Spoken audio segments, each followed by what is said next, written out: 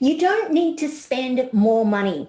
You don't need to spend money and time learning things. You just need to spend time and money on the right things.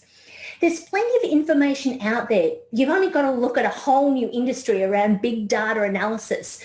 But when you're in a situation and you have a problem and you need to learn something, or you think you need to learn something, the challenge lies in being emotionally attached.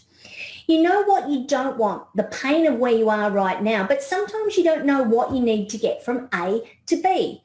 You just need to find the right resource for you, and sometimes that's really hard. The easiest way to find a resource that works for you is to follow someone whose message you resonate with, not just because someone tells you you need to follow them or you need to read their material. You need somebody or a resource where the message you personally resonate with. If you think you've found it, try watching their YouTube clips, read some of their books, or listen to their podcasts. It doesn't matter. You just need to find a person or a resource that resonates for you.